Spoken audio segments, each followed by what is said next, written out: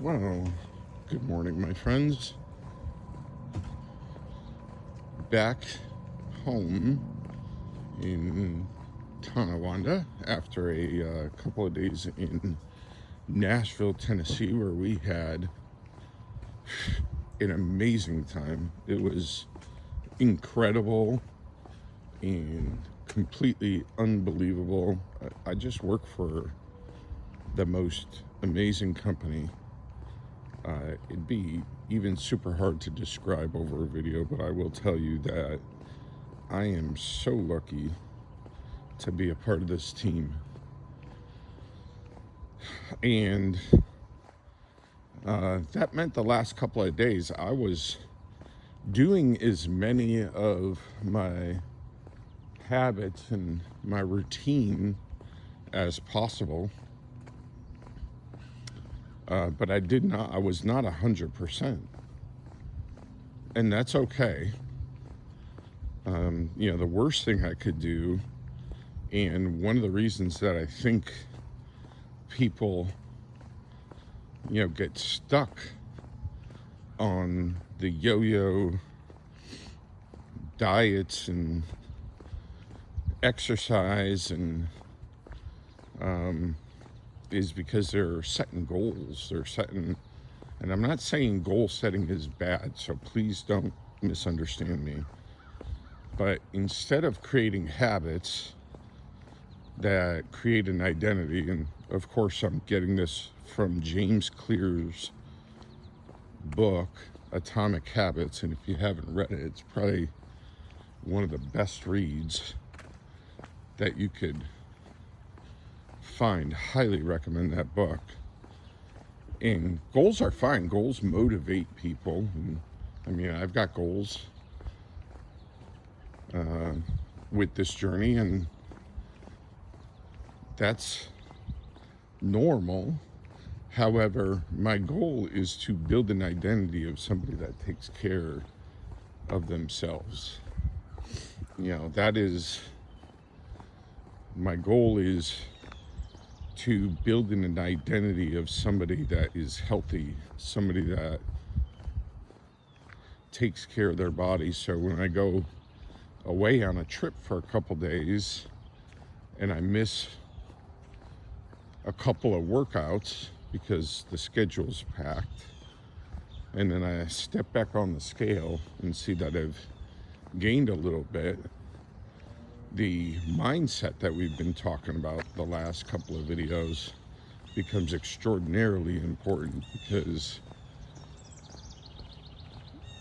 how you react to that situation makes everything. So if I was just setting a goal that I needed to be 200 pounds, for example, by the end of this week, and it's the end of the week, and I went on a business trip and didn't quite stick with the protocol of being a healthy person and not getting in a couple of workouts, and did get all my steps in because we did a lot of walking. Then if I start freaking out when I don't hit that goal, some people make them angry and even more motivated to hit that goal quicker. Some people just will crawl inside their own head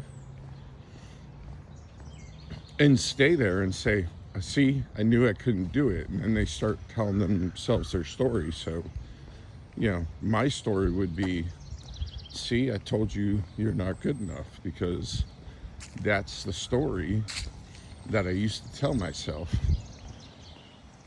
But we're not going to do that, because normal life doesn't work that way. When I think about what I want to feel like and what I want to be able to do when I'm 100, well, when I'm 100, I want to be able to skip a couple of workouts and not have it set me back and spiral me, back 50 pounds, or, give up and say, see, you couldn't do it, couldn't be consistent, because That's not what normal life's going to look like at 100. At 100, there's going to be days where I'm not going to feel like working out. I imagine the goal is to make more good decisions than bad decisions. And I did that on the trip. I definitely made more good decisions than bad decisions. And because of that, I didn't gain a whole bunch of weight.